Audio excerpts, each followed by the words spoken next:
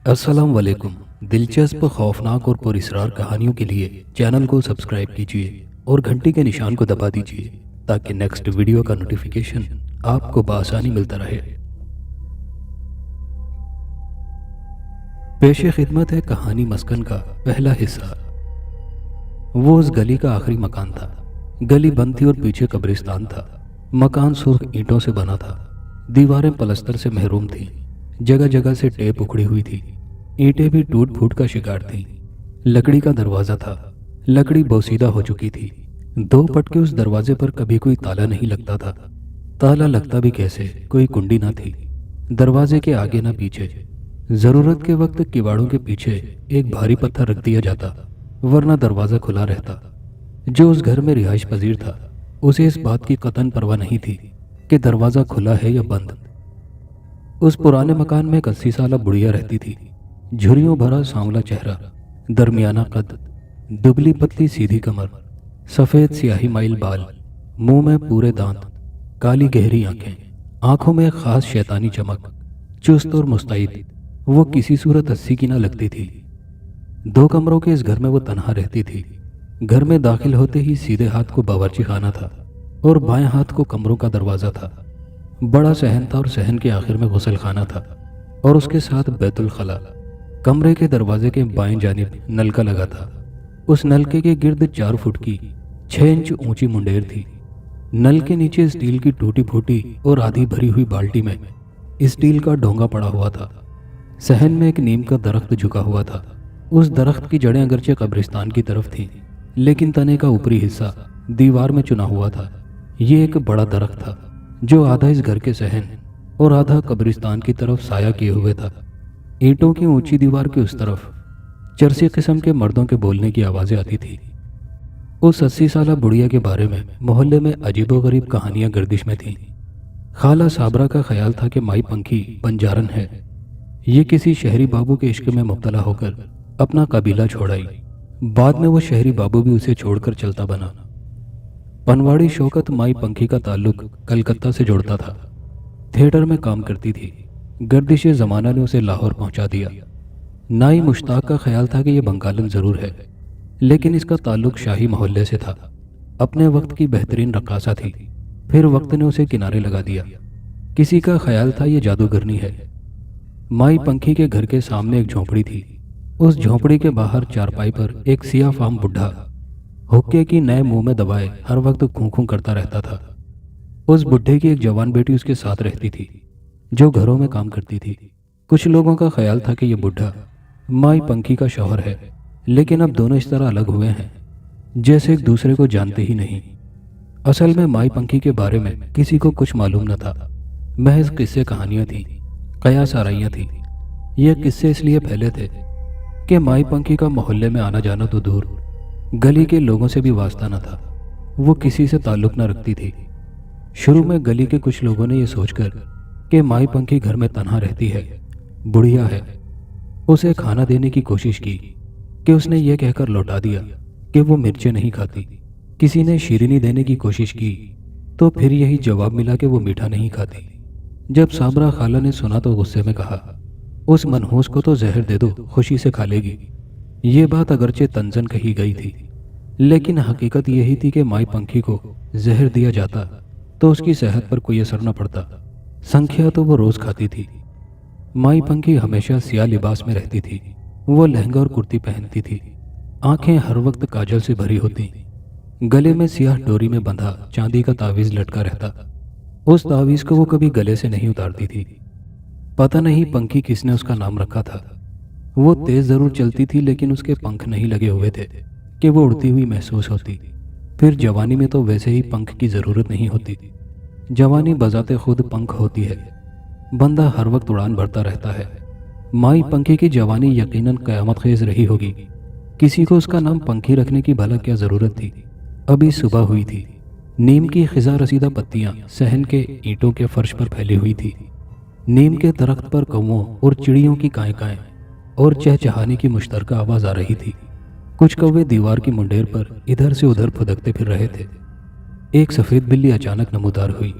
बिल्ली को देखते ही कौवों ने उड़ने की कोशिश की, लेकिन जान बचाकर उड़ते हुए कौवे को सफेद बिल्ली ने अपने मुंह में दबोच लिया और वहां से बावर्ची खाने की छत पर जकंद लगाई और फिर सहन में कूद गई। माई पंखी चूल्हे के सामने पीढ़ी पर बैठी थी। चूल्हे में लकड़ियां जल रही थी और एक मिट्टी की बड़ी सी हंडिया शोलों पर रखी थी। हंडिया में स्याह महलूल उबल रहा था। माई पंखी ने बिल्ली को देखा जो बावर्ची खाने में दाखिल हो रही थी। अंजू, तू आ गई? माई पंखी ने उसकी तरफ हाथ बढ़ाते हुए कहा। बिल्ली क्या जवाब देती? उसके मुंह में फड़फड़ाता कौवा था। माई पंखी ने उस कौवे को बिल्ली के मुंह से झपट लिया और काएं काएं करते जिंदा कौवे को उबलते सियाह महलूल में झोंककर मिट्टी का ढक्कन ढक दिया और उस ढक्कन पर वजनी ईंट रख दी। चंद लम्हे तो कौवे की आवाज और फड़फड़ाहट सुनाई दी। उसके बाद गहरी खामोशी छा गई। सफेद बिल्ली बावर्ची खाने की दहलीज पर लेट गई। यूं तो उसका जिस्म सफेद था, लेकिन मुंह काला था। दोनों कान सियाह थे, पूंछ और पंजे काले थे, आंखें गहरी सुर्ख थी। वो अजीब बिल्ली थी। उसे देखकर खौफ और प्यार बैक वक्त आता था। 10 मिनट तक हंडिया चूल्हे पर चढ़ी रही। माई पंखी लकड़ियां ऊपर नीचे करके चूल्हे की आंच तेज करती रही। उसके बाद उसने ढक्कन के ऊपर से ईंट उठाकर हंडिया के पीछे खड़ी की और जलती हंडिया बगैर किसी कपड़े के अपने हाथों से नीचे उतार दी। हंडिया सामने रखकर ढक्कन उठाया। एकदम भाप और शदीद बदबू का भपका निकला। माई पंखी के चेहरे पर इत्मीनान फैल गया। उसने मुस्कुराकर गहरी नजरों से काले मुंह की सफेद बिल्ली को देखा। बिल्ली उसका इशारा समझते हुए दरवाजे से उठी। उसने अपने अगले पांव फैलाकर अंगड़ाई सी ली और बावर्ची खाने से निकल गई। माई पंखी ने खोलते सियाह महलूल में हाथ डालकर कौवे को पकड़ निकाला। चंद लम्हे उसने हंडिया के ऊपर उसे पकड़ कर रखा। जब महलूल टपकना बंद हो गया तो वो कौवे को हाथ में पकड़े उठी और बावर्ची खाने से बाहर आ गई। सहन में खड़े होकर उसने आसमान की तरफ देखा और जोर से बोली, ले बग्गा। यह कहकर उसने कौवे को ऊपर उछाल दिया। कौवा ऊपर जाते ही गुम हो गया। यूं महसूस हुआ जैसे किसी नादीदा चीज ने उसे लपक लिया हो। फिर वो वापस बावर्ची खाने में आई। पूरे इत्मीनान से पीढ़ी पर बैठी और मिट्टी की हंडिया को किनारे से पकड़कर घुमाया। जब उसके अंदाजे के मुताबिक नीचे बैठी हुई चीजें महलूल में मिल गईं, तो उसने हंडिया मुंह से लगा ली। ये ठीक है। महलूल उबल नहीं रहा था, लेकिन इतना गर्म जरूर था कि कोई इंसान उसे ठंडे पानी की तरह नहीं पी सकता था। लेकिन माई पंखी बिला तकल्लुफ एक ही सांस में सारा घटाघट पी गई। कौवे की यखनी पीते ही माई पंखी की कैफियत बदलने लगी। उसने पीढ़ी खिसकाकर दीवार से टेक लगा ली और आंखें मूंद ली। उस पर नशे की सी कैफियत तारी होने लगी थी और सांवले चेहरे पर सुर्खी छाने लगी थी। मियाऊं यकदम आवाज सुनाई दी तो माई पंखी ने अपनी आंखें खोली। उसकी आंखें इंतहाई सुर्ख हो चुकी थी, जैसे आंखों की रगें फट गई हों। बिल्ली बावर्ची खाने के दरवाजे पर खड़ी थी। दोनों ने एक दूसरे को अपनी सुर्ख आंखों से देखा। अंजू, तू कमरे में जा, परेशान मत कर, मैं सोऊंगी, माई पंखी ने पीढ़ी से उठते हुए कहा, और ये इंतजार किए बगैर कि सफेद बिल्ली कमरे में जाती है कि नहीं, बावर्ची खाने से निकल आई और सहन में पड़ी चारपाई पर लेट गई। अपनी आंखों पर हाथ रख लिया और चंद लम्हों में ही खराटे लेने लगी। वो दोपहर तक इसी तरह बेसुध पड़ी रही। सहन में धूप भर चुकी थी। माई पंखी की चारपाई साए में थी। नीम की जर्द पत्तियां उसके ऊपर पड़ी हुई थी। सफेद बिल्ली कई बार कमरे से निकल कर आई थी और उसे सोता हुआ पाकर वापस चली गई थी। चंद लम्हों कबल वो फिर आई। उसे बदस्तूर सोता पाकर उसका जी चाहा कि वो छलांग लगाकर चारपाई पर चढ़ जाए, लेकिन हिम्मत न कर पाई। वो कमरे के दरवाजे पर पांव फैलाकर बैठ गई और अपनी सुर्ख आंखों से माई पंखी को देखने लगी। तब अचानक बुढ़िया के तन मुर्दा में हरकत हुई और वो इस तरह उठकर बैठ गई जैसे वो सोई ही नहीं। उसका चेहरा सुर्ख हो रहा था, झुर्रियां ना होने के बराबर थी। माई पंखी उस वक्त अपने चेहरे मोहरे से 50 साल से ज्यादा कीना लग रही थी। सफेद बिल्ली ने उसे उठते देखकर छलांग लगाई और उसके पैरों से लिपटने लगी। कुछ देर अपना जिस्म रगड़ने के बाद मुंह उठाकर माई पंखी की जानिब देखा और इल्तिजा भरी आवाज निकाली, मियाऊं। अच्छा जा, अंदर जा, माई पंखी ने उसकी इल्तिजा को समझते हुए कहा। सफेद बिल्ली तेजी से दौड़ती हुई अंदर कमरे में चली गई। उसके अंदर जाने के बाद माई पंखी नलके के नजदीक आ गई। बाल्टी में पड़े डोंगे में पानी भरकर अपने मुंह पर छपाके मारे और चेहरे से पानी साफ करती हुई कमरे के दरवाजे में दाखिल हो गई। 5 मिनट के बाद जब वो कमरे से निकली तो उसके चेहरे की सुर्खी गायब हो चुकी थी। झुर्रियां नमूदार हो गई थी और चाल में वो तमकनत ना रही थी जो कमरे में जाने से कबल थी। وہ کسی ایسے مرحلے سے گزری تھی جس نے اس کے چہرے کی سرخی چھین لی تھی۔ مائی پنکھی صحن میں پڑی کھری چارپائی پر پاؤں لٹکا کر بیٹھ گئی اور کمرے کے دروازے کی طرف دیکھنے لگی۔ کچھ وقت تو گزرا کہ سفید ساڑی اور کالے بلاؤز میں ملبوس سانولی سلونی انتہائی پرکشش لڑکی کمرے سے برآمد ہوئی۔ اس کے گھنے لمبے سیدھے اور کھلے بال سینے پر پڑے تھے، چہرے پر ایک حزن کی کیفیت تھی اور کالی حسین آنکھیں کسی گہری سوچ میں ڈوبی ہوئی تھی۔ وہ سیدھی مائی پنکھی کی جانب آئی اور اس کے قدموں میں بیٹھ گئی۔ مائی پنکھی نے اس کے اس طرح اینٹوں کے فرش پر قدموں میں بیٹھنے کا کوئی نوٹس نہ لیا، کوئی رد عمل ظاہر نہ کیا۔ وہ جس طرح بیٹھی تھی آرام سے بیٹھی رہی۔ اس لڑکی نے مائی پنکھی کی دبلی پتلی ٹانگ اپنی طرف کھینچی اور سر جھکا کر دونوں ہاتھوں سے دبانے لگی۔ ٹانگ دباتے دباتے اس نے اچانک اپنا سر اٹھایا، مائی پنکھی کی آنکھوں میں دیکھا اور دھیرے سے بولی، اماں میں کون ہوں؟ تجھے تیرا نام بتاؤں یا اوقات؟ مائی پنکھی نے نرم لہجے میں کہا۔ اماں نام تو مجھے معلوم ہے، میرا نام انارا ہے، تو مجھے انجو کہتی ہے۔ آج مجھے میری اوقات بتا دے۔ انارا نے اس کے گھٹنے پر پیشانی لگاتے ہوئے پوچھا۔ اس انداز میں خاص تڑپ تھی۔ تو جنم جلی ہے، مائی پنکھی نے غیر جذباتی لہجے میں کہا۔ جنم جلی؟ انارا کی آنکھوں میں بے شمار سوالات تھے۔ ہاں ابھاگن ہے، یوں سمجھ لے۔ انارا پوچھے بنا نہ رہ سکی۔ تیرے بھاگیہ نے، میں نے تو تجھے ان حالوں تک نہیں پہنچایا۔ مائی پنکھی نے اپنا دامن بچایا۔ میں تیری قید میں ہوں اماں، تو یہ بات اچھی طرح جانتی ہے۔ انارا نے مائی پنکھی کا دامن الجھایا۔ تو میری قید میں نہیں، اپنے کرموں کی قید میں ہے۔ مائی پنکھی نے پھر اپنی جان چھڑائی۔ چل آج پھر میرے کرم ہی بتا دے، مجھے اپنے بارے میں تو کچھ معلوم ہو۔ انارا نے اس کی آنکھوں میں جھانکا۔ اری میں تیرے بارے میں کچھ نہیں جانتی، میرے متھے نہ لگ۔ مائی پنکھی کے لہجے میں اچانک تلخی در آئی۔ اماں میں جانتی ہوں تو میرے بارے میں بہت کچھ جانتی ہے۔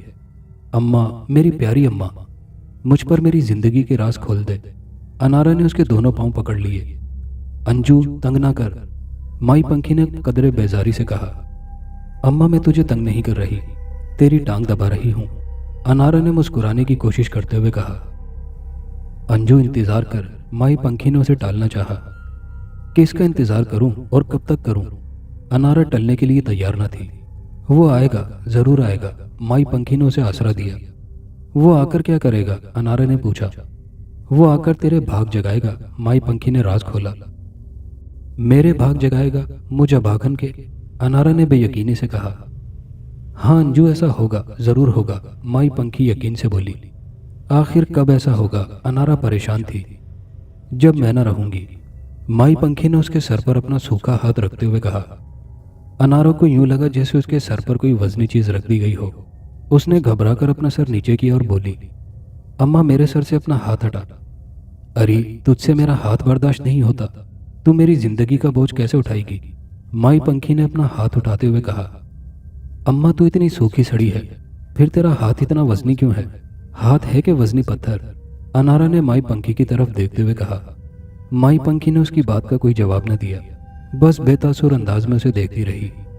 اماں آخر تو چیز کیا ہے؟ انارا نے اسے چھیڑا۔ کبھی تو اپنے بارے میں پوچھتی ہے کہ تو کون ہے، اور کبھی میرے بارے میں پوچھتی ہے کہ میں کون ہوں۔ آخر تو اتنا بولتی کیوں ہے؟ مائی پنکھی نے اسے گھور کر دیکھا۔ اب بولو بھی نہ، انارا تنک کر بولی۔ تھوڑا سا وقت ملتا ہے بولنے کا، ورنہ تو تیری ہی سنتی رہتی ہوں۔ اچھا اب تو اندر جا، مجھے دھڑکا لگا رہتا ہے، کسی نے تجھے دیکھ لیا تو فساد پھیل جائے گا۔ مائی پنکھی سنجیدگی سے بولی۔ ٹھیک ہے اماں، میں جاتی ہوں، وہ اٹھتے ہوئے بولی۔ مائی پنکھی اسے جاتے ہوئے دیکھتی رہی اور سوچتی رہی، یہ قیامت خیز حسن نہ جانے کس پر قیامت ڈھائے گا۔ علی نثار نے گھر جاتے ہوئے جو بات کہی تھی اس نے ناظرین کو فکر مند کر دیا تھا۔ وہ عابر پر ناراض تو ہوتے رہتے تھے، لیکن انہوں نے گھر چھوڑنے کی بات کبھی نہیں کی تھی۔ وہ صبر و تحمل والے آدمی تھے۔ وہ عابر سے براہ راست کم بات کرتے تھے، جو کہنا سننا ہوتا اپنی بیوی ناظرین سے کہہ دیا کرتے تھے، یا کبھی ان کی بڑی بیٹی سائمہ میکے آ جاتی اور اس کے سامنے عابر کا ذکر آ جاتا تو وہ اسے عابر کو سمجھانے کی تلقین کر دیتے۔ ان کی دو ہی اولادیں تھیں، سائمہ اور عابر۔ سائمہ شادی شدہ تھی، 2 بچوں کی ماں تھی اور اپنے گھر میں خوش تھی۔ عابر سائمہ سے 2 سال چھوٹا تھا۔ وہ ایک سست الوجود لڑکا تھا، بی کام تھا، لیکن یہ بی کام اس نے رو رو کر 5 سال میں کیا تھا۔ اس کے 2 ہی شوق تھے، کھانا اور سونا۔ کھانے پر آتا تو کھاتا ہی چلا جاتا، حتیٰ کہ نازنین کو ٹوکنا پڑتا، بس کرو بیٹا، تم 4 روٹی کھا چکے ہو، یہ 5ویں چل رہی ہے۔ امی کھانے دینا، آپ ٹوکتی بہت ہیں، وہ دھیرے سے احتجاج کرتا۔ علی نثار اگر ساتھ کھانا کھا رہے ہوتے تو اپنی بیوی کی طرف ترچھی نظروں سے دیکھتے اور دھیرے سے تنبیہ کرتے، کھانے تو نازنین کیوں ٹوکتی ہو، بہت زیادہ کھانا اچھا نہیں ہوتا، آپ کو معلوم نہیں ابھی اس نے 1 پلیٹ چاول بھی کھانے ہیں۔ نازنین بیٹے کی پول کھولتی تو وہ چپ ہو جاتے۔ کھانے سے فارغ ہو کر وہ اپنے کمرے کا رخ کرتا اور کمپیوٹر کے سامنے بیٹھ جاتا، پھر موبائل کان سے لگا ہوتا، میسج چل رہے ہوتے۔ کوئی نہیں جانتا تھا کہ وہ کمپیوٹر پر کیا دیکھتا ہے اور موبائل پر کس سے بات کرتا ہے، کس قسم کے پیغامات آتے جاتے ہیں۔ اس شغل میں 2-3 بج جاتے، تب وہ تھک کر بیڈ پر اوندھا لیٹتا اور سو جاتا۔ دوپہر کو 2-3 بجے اٹھتا، نازنین اسے اٹھا اٹھا کر تھک جاتی، وہ ٹس سے مس نہ ہوتا۔ نازنین گھر کے کام نمٹاتی رہتی، باہر سے سودا بھی لے آتی۔ 2-2:30 بجے کے قریب ماسی آ جاتی۔ اب نازنین کا پارا ہائی ہو جاتا۔ عابر، تو اٹھتا ہے یا فون کروں تیرے باپ کو؟ نازنین غصے سے چیختی۔ جس دن انہیں پتہ لگ گیا کہ تو دوپہر تک سوتا پڑا رہتا ہے تو اس دن تیری شامت آ جائے گی۔ امی کیا ہے؟ سونے بھی نہیں دیتی۔ وہ سر جھٹک کر اٹھتا اور واش روم میں گھس جاتا۔ واش روم سے اسے عشق تھا، وہاں سے آدھ گھنٹے پہلے نہ نکلتا۔ ماسی واش روم دھونے کے انتظار میں کھڑی ہوتی اور اندر سے پانی گرنے کی آواز آ رہی ہوتی۔ نازنین دروازہ پیٹ پیٹ کر اسے باہر نکالتی۔ ابھی ناشتہ چل رہا ہوتا کہ موبائل پر پیغام موصول ہوتا، میں باہر کھڑا ہوں، جلدی آ۔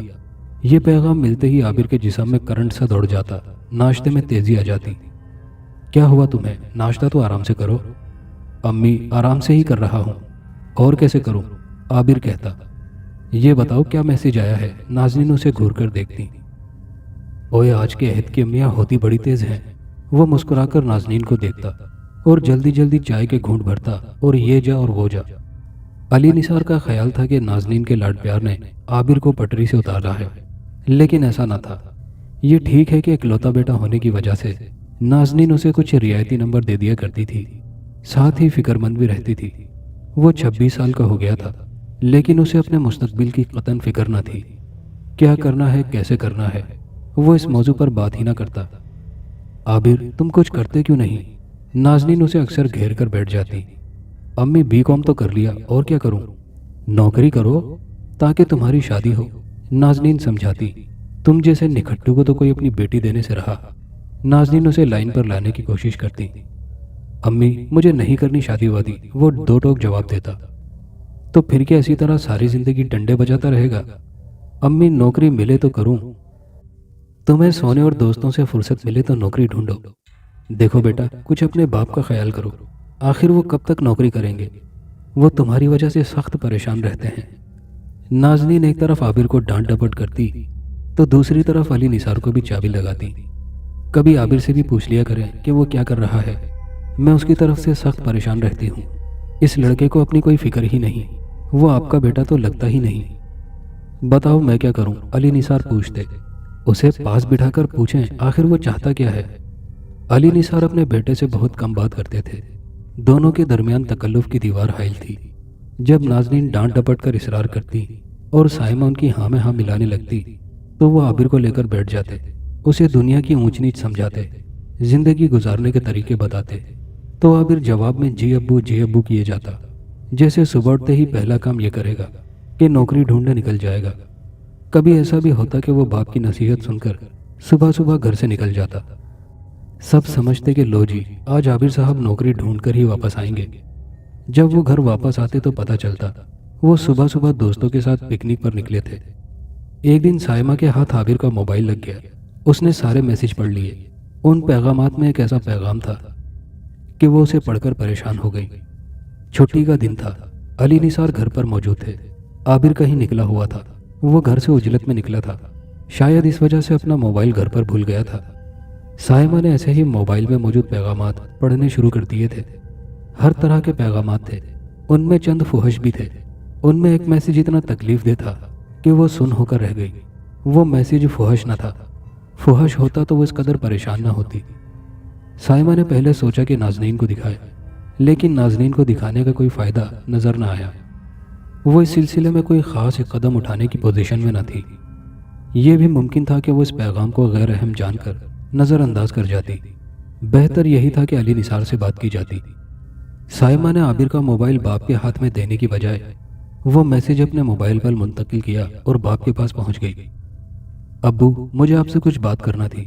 سائمہ علی نثار کے بیڈ پر آہستگی سے بیٹھتے ہوئے بولی۔ علی نثار اخبار پڑھ رہے تھے۔ انہوں نے اخبار ایک طرف رکھا اور سنبھل کر بیٹھتے ہوئے بولے، کوئی خاص بات؟ جی ابو، میں آپ کو ایک میسج پڑھوانا چاہتی ہوں۔ میں نے اپنے موبائل پر عابر کے موبائل سے منتقل کیا ہے۔ سائمہ نے تمہید باندھی۔ عابر کا موبائل تمہارے ہاتھ کیسے لگ گیا؟ علی نثار نے پوچھا۔ ابو، اتفاق سے وہ اپنا موبائل گھر بھول گیا ہے، سائمہ نے بتایا۔ اچھا لاؤ دکھاؤ کیا میسج ہے۔ علی نثار نے ہاتھ بڑھایا۔ جی ابو۔ سائمہ نے اپنا موبائل علی نثار کی طرف بڑھاتے ہوئے کہا، یہ دیکھیے۔ علی نثار نے سائمہ کے ہاتھ سے موبائل لے کر چشمہ لگایا اور پیغام پڑھنے لگے۔ اوہ، بے اختیار ان کے منہ سے نکلا۔ اس میسج کو پڑھ کر وہ سناٹے میں آ گئے تھے۔ یہ کسی لڑکی کی طرف سے تھا اور یہ کوئی عشق نامہ نہ تھا۔ لکھا تھا، تم نے مجھے عاجز کر دیا ہے۔ میرے ہاتھ میں اس وقت قرآن شریف ہے۔ میں دل کی گہرائیوں سے تمہیں بددعا دیتی ہوں کہ تم مر جاؤ۔ علی نثار نے اس میسج کو دوبارہ پڑھا۔ باوجود کوشش کے جب وہ اس میسج کی نوعیت نہ سمجھ پائے تو سائمہ سے گویا ہوئے، بیٹا یہ کیا ہے؟ ابو، ایسا معلوم ہوتا ہے کہ عابر اس لڑکی کو کال کر کے پریشان کر رہا ہے۔ یہ کوئی شریف لڑکی معلوم ہوتی ہے۔ اتنی تنگ آ گئی کہ بددعا دینے پر مجبور ہو گئی۔ سائمہ نے وضاحت کرنے کی کوشش کی۔ یہ عابر کس راہ پر چل نکلا ہے؟ علی نثار انتہائی فکرمند ہو کر بولے۔ ابو، یہ آج کل بہت کامن ہے۔ لڑکے ایک دوسرے کو لڑکیوں کے نمبر میسج کر دیتے ہیں، پھر لڑکے ان لڑکیوں کو فون کر کے تنگ کرتے ہیں۔ یہ کام لڑکے ہی نہیں لڑکیاں بھی کر رہی ہیں۔ رانگ کال کر کے لڑکوں کو چھیڑتی ہیں۔ یہ کوئی شریف لڑکی معلوم ہوتی ہے۔ اسے عابر نے فون کر کے اس قدر تنگ کیا ہے کہ وہ قرآن شریف ہاتھ میں لے کر بددعا دے بیٹھی۔ سائمہ کے لہجے میں دکھ تھا۔ بیٹا تم اسے سمجھاؤ، میں تو اس بددعا کو پڑھ کر ہل گیا ہوں۔ علی نثار سخت پریشان تھے۔ ابو آپ پریشان نہ ہو، میں اس سے بات کرتی ہوں، کہیں وہ غصے میں نہ آ جائے۔ تم سے الجھ بیٹھے کہ میرا موبائل کیوں چیک کیا؟ علی نثار بولے۔ اس لڑکی سے ہمیں معافی مانگنا ہوگی۔ لاؤ مجھے دو اس کا فون نمبر، میں بات کرتا ہوں۔ اس لڑکے نے ہمیں کہیں کا نہ رکھا۔ ابو نمبر میں آپ کو لکھ کر دے دیتی ہوں، لیکن میرا خیال ہے کہ ابھی آپ فون نہ کریں۔ میں عابر سے کہتی ہوں کہ وہ آئندہ اس لڑکی کو نہ ستائے اور اپنے غلط رویے کی معافی مانگے۔ سائمہ نے تجویز دی۔ ایسا ہو جائے تو بہت اچھا ہو۔ علی نثار نے اپنی بیٹی کو سراہا۔ رات کو جب عابر آیا تو سیدھا اپنے کمرے میں گیا۔ اس نے کمپیوٹر کے برابر متلاشی نظروں سے موبائل کو دیکھا۔ وہاں موبائل نہ پا کر اس کا چہرہ متغیر ہو گیا۔ وہ تیزی سے پلٹا۔ اس نے ناظرین سے موبائل کے بارے میں پوچھنے کے لیے ابھی امی ہی کہا تھا کہ اس کی نظر دروازے پر کھڑی سائمہ پر پڑی۔ وہ سائمہ کو غیر متوقع طور پر اپنے کمرے کے دروازے پر دیکھ کر ٹھٹک گیا۔ سائمہ کمرے کا دروازہ بند کر کے اس کی طرف بڑھی اور بولی، موبائل ڈھونڈ رہے ہو؟ یہ ہے تمہارا موبائل، شاید بھول گئے تھے۔ ہاں اپی، میں جلدی میں سے لے جانا بھول گیا تھا، لیکن یہ تمہارے ہاتھ میں کیوں ہے؟ عابر نے سائمہ کو مشکوک نگاہوں سے دیکھا۔ کیا مجھے تمہیں بتانا پڑے گا کہ میں نے تمہارے موبائل کو اچھی طرح چیک کر لیا ہے؟ مجھے ایسا نہیں کرنا چاہیے تھا، لیکن شکر کرو کہ میں نے چیک کیا ہے۔ اگر ابو کے ہتھے چڑھ جاتا تو پھر سوچو تمہارا کیا حشر ہوتا۔ سائمہ نے اس کے گرد گھیرا ڈالا۔ مجھے یقین ہے کہ میرا موبائل ابو کبھی چیک نہ کرتے، وہ یقین سے بولا۔ تم ابو کی اصول پسندی کا کب تک ناجائز فائدہ اٹھاؤ گے؟ سائمہ نے بیڈ پر بیٹھتے ہوئے اس کی آنکھوں میں جھانکا۔ یہ لڑکی کون ہے جسے تم نے 1 گھنٹے میں 70 کالیں کی ہیں؟ دیکھو مجھ سے جھوٹ مت بولنا۔ آپ ہی مجھے نہیں معلوم کہ وہ کون ہے، مجھے تو اس کا نام تک نہیں پتا۔ عابر ایک دم سیدھے راستے پر آ گیا۔ کس نے دیا تمہیں اس کا نمبر؟ سائمہ نے پوچھا۔ میرے ایک دوست نے۔ عابر نظریں جھکا کر بولا۔ ایسے لفنگے دوستوں سے اپنی جان چھڑاؤ، سائمہ نے سنجیدگی سے کہا۔ اگر تمہارا کوئی دوست میرا نمبر کسی کو دے تو؟ سائمہ نے اس کی دکھتی رگ پر ہاتھ رکھا۔ ارے ایسے ہی دے دے گا، اسے میں جان سے مار دوں گا۔ عابر بفر گیا۔ جس کو تم نے اپنے دوست کے کہنے پر ستانے کا ٹھیکہ لیا ہوا ہے اس کا بھی کوئی بھائی ہوگا، اگر وہ تمہیں جان سے مار دے تو؟ سائمہ اپنے غصے کو دباتے ہوئے بولی۔ عابر نے کچھ بولنے کی کوشش کی لیکن بول نہیں سکا۔ مجھ سے وعدہ کرو کہ تم آئندہ اسے فون نہیں کرو گے۔ ٹھیک ہے آپی، عابر نے سر جھکا لیا۔ اس نے قرآن شریف ہاتھ میں لے کر تمہارے مرنے کی بددعا کی ہے، اس سے معافی مانگو، اس سے کہو کہ آئندہ تم اسے کبھی تنگ نہیں کرو گے۔ وہ تمہیں معاف کر دے گی۔ سائمہ نے ہدایت کی۔ ٹھیک ہے آپی، میں باہر جا رہی ہوں، تم ابھی فون کرو، معافی مانگو اور مجھے بتاؤ اس نے کیا کہا۔ اچھا آپی، وہ فرما برداری سے بولا۔ سائمہ نے موبائل عابر کے ہاتھ میں دیا اور کمرے سے باہر نکل آئی۔ 5 منٹ کے بعد ہی عابر نے اپنے کمرے کا دروازہ کھول کر آواز دی، آپی۔ اچھا، آ رہی ہوں۔ سائمہ کے کمرے میں آنے کے بعد عابر نے دروازہ بند کر لیا اور خالی نگاہوں سے اسے دیکھنے لگا۔ ہاں، کیا ہوا؟ آپی، میں نے اسے ستانے کی معافی مانگ لی ہے اور آئندہ فون نہ کرنے کا بھی وعدہ کر لیا ہے، عابر نے بتایا۔ تو کیا بولی وہ؟ سائمہ نے پوچھا۔ اس نے ایک لفظ بھی نہیں کہا، مجھے برا بھلا بھی نہیں کہا، بس خاموش رہی، عابر نے کہا۔ جب ساری تفصیل سائمہ نے علی نثار کی گوش گزار کی تو وہ ٹھنڈا سانس لے کر رہ گئے۔ چند لمحوں کے توقف کے بعد بولے، اس کا مطلب ہے اس لڑکی نے عابر کو معاف نہیں کیا۔ ابو، معاف کرنا آسان نہیں ہوتا۔ جب کسی کا شدت سے دل دکھے تو وہ معاف کرنا بڑے دل گردے کا کام ہوتا ہے۔ سائمہ نے بڑی سمجھداری کی بات کی۔ اللہ رحم کرے، علی نثار نے بس اتنا کہا اور پھر خاموش ہو گئے۔ سائمہ کو اس کا شوہر لینے آ گیا۔ وہ رات کا کھانا کھا کر اپنے گھر چلی گئی۔ عابر اپنے کمرے میں آ گیا۔ اس لڑکی کو فون کرنے کے بعد وہ خاموش ہو گیا تھا۔ اس نے سائمہ کے بچوں سے بھی زیادہ بات نہیں کی، جبکہ وہ ان بچوں پر اپنی جان چھڑکتا تھا۔ بچے بھی اس سے چمٹے رہتے تھے۔ جب صبح نازنین عابر کے کمرے میں گئیں تو وہ خلاف توقع جاگ رہا تھا۔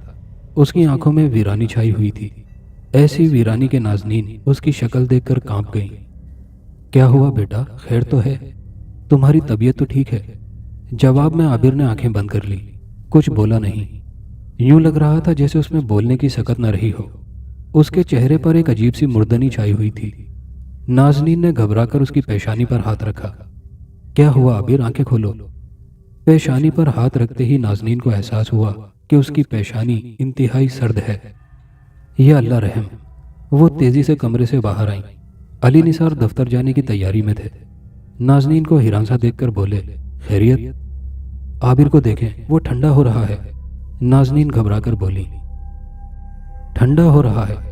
علی نثار تیزی سے اس کے کمرے کی طرف بھاگے۔ عابر بے سدھ لیٹا ہوا تھا، آنکھیں بند تھیں۔ عابر، عابر! علی نثار نے اسے بے اختیار آواز دی۔ کیا ہوا؟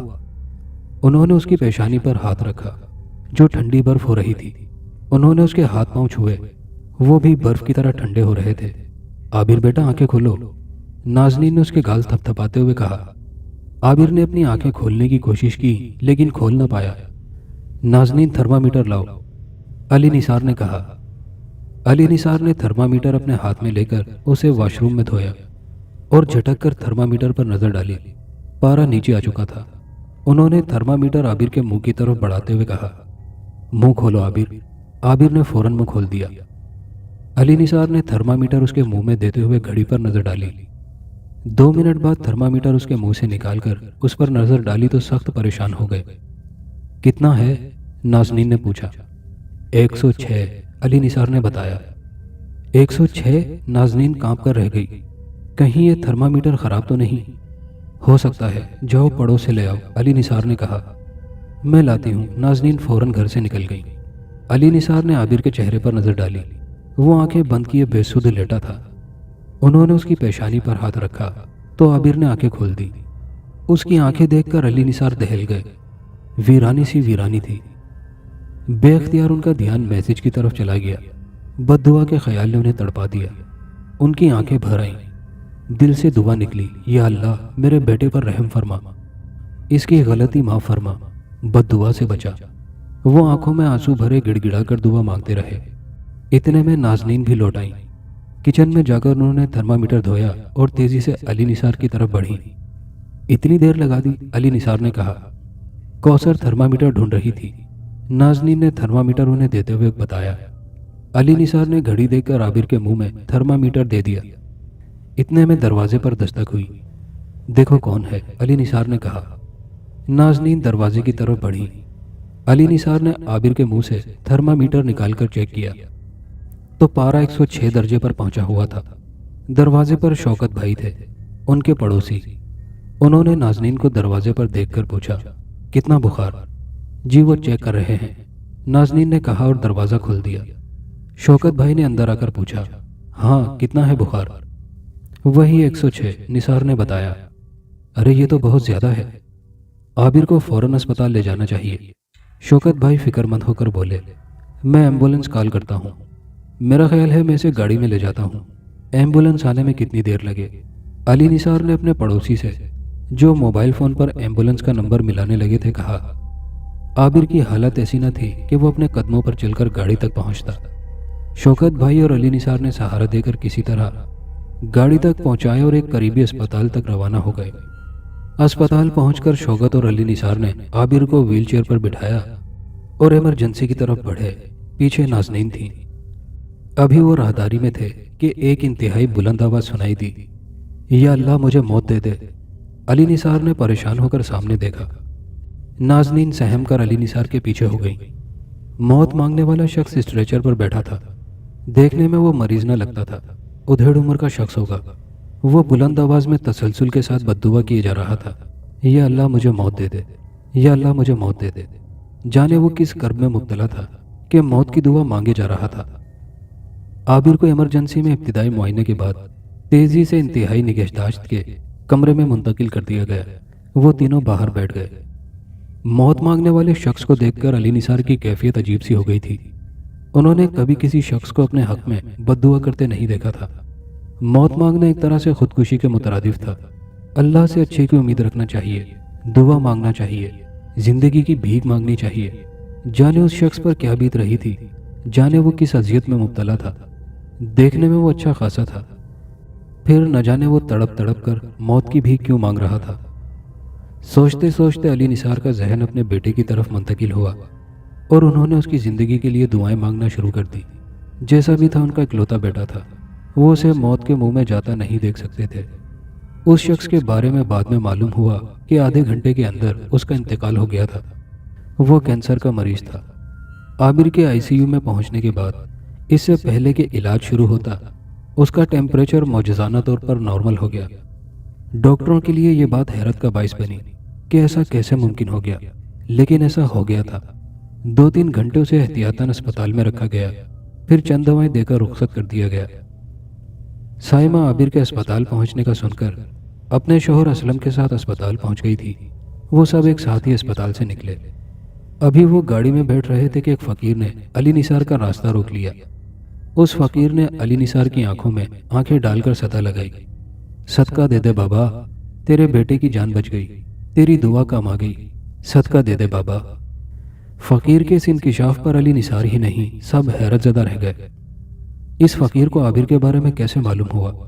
اسے نہ صرف یہ معلوم تھا کہ عابر کی جان بچی ہے، بلکہ وہ یہ بھی جانتا تھا کہ علی نثار کی دعا نے عابر کی جان بچائی ہے۔ علی نثار نے اپنے بیٹے کی زندگی کے لیے اس قدر تڑپ کر دعا کی تھی، یہ بات تو علی نثار کے سوا کسی کو بھی معلوم نہ تھی۔ علی نثار نے جیب میں سے بٹوا نکال کر اس میں سے جو نوٹ پہلے ہاتھ میں آیا وہ انہوں نے فقیر کے ہاتھ پر رکھ دیا۔ وہ 500 روپے کا نوٹ تھا۔ فقیر نے یہ دیکھے بغیر کہ نوٹ کتنے کا ہے اپنی مٹھی میں دبا لیا جیسے کوئی کاغذ کا ٹکڑا ہو۔ پھر وہ گاڑی کے پچھلے دروازے کی طرف آیا۔ اس نے عابر پر نظریں جمائیں اور بے نیاز لہجے میں بولا، تجھے دنیا ڈھونڈ رہی ہے۔ اتنا کہہ کر وہ سیدھا ہوا اور تیزی سے ایک طرف چلا گیا۔ علی نثار نے ایک گہرا سانس لیا۔ یا الہی یہ تیرے پراسرار بندے، انہوں نے اپنے دل میں دہرایا اور گاڑی سٹارٹ کر دی۔ ابو یہ فقیر کیا کہہ رہا تھا؟ سائمہ نے پوچھا۔ وہ پچھلی سیٹ پر عابر کے ساتھ بیٹھی تھی۔ اس کا شوہر موٹر سائیکل پر تھا۔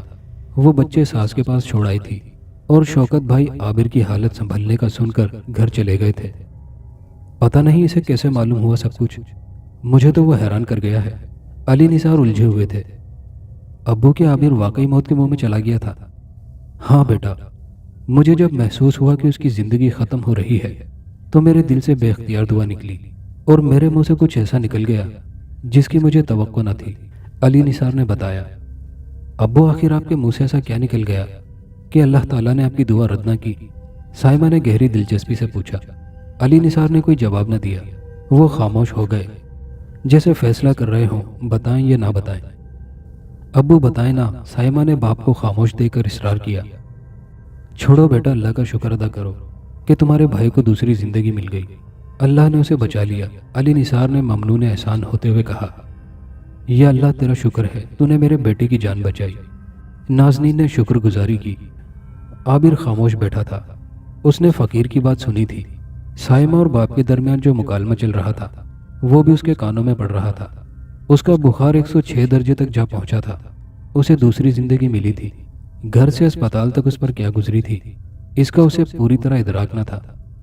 ابو نے جب اس کے منہ سے تھرمامیٹر لگایا تھا تو اس نے ایک نظر آنکھیں کھول کر دیکھا تھا۔ اس کے بعد اس پر غفلت طاری ہو گئی تھی۔ اسے ہوش نہیں رہا تھا۔ اسے اسپتال جا کر ہوش آیا تھا اور پھر بہت تیزی سے اس کی حالت سنبھلتی چلی گئی تھی۔ اب وہ اپنے بارے میں عجیب و غریب باتیں سن رہا تھا۔ کیا واقعی وہ موت کے منہ میں چلا گیا تھا؟ کیا واقعی اسے نئی زندگی ملی تھی؟ جی ابو۔ سائمہ نے پھر علی نثار کی توجہ دعا کی طرف مبذول کروائی۔